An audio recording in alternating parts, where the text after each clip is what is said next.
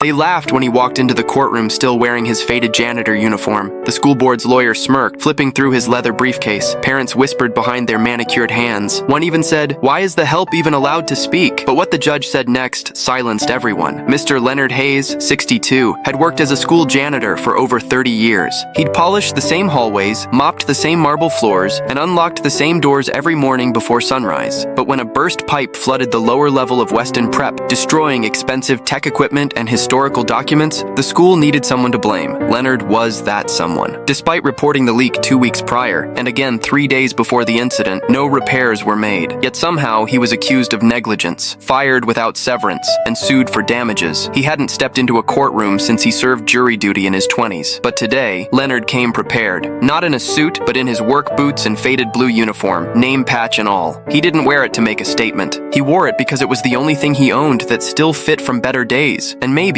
deep down, he hoped it would remind people who he really was. Across the aisle sat Principal Whitmore and 2 board members, smug in their designer ties and silk scarves, clearly expecting a quick ruling in their favor. When Leonard stood, the attorney chuckled. "Your Honor," he said with a scoff. "Mr. Hayes has no legal representation, no formal education beyond high school, and no evidence to defend himself." Judge Morrison, a stern-faced woman with salt and pepper hair and piercing eyes, looked up. "No evidence?" she asked calmly. "Because from what I see, Mr. Hayes submitted 3 written maintenance reports, all signed and time-stamped. All ignored." The attorney froze. A ripple moved through the courtroom. The judge continued. "He also submitted statements from 5 teachers and a student who witnessed him warn the administration, including an email from the vice principal, dated the day before the flood, confirming the leak." Silence. Judge Morrison looked at Leonard. "Mr. Hayes, do you know why this matters?" Leonard cleared his throat. "Ma'am, I just wanted the kids to have a safe school. That's all I ever wanted." Then she turned to the school's attorney. "This man served your school longer than any board member in this room. He came early, stayed late, and clearly tried to prevent this damage. And this is how you repay him?" Principal Whitmore shrank in his seat. "This court finds the school board liable for wrongful termination and defamation. Mr. Hayes is to be reinstated immediately with full back pay and damages." Then she paused. "And I recommend every member of this board spend 1 full week shadowing Mr. Hayes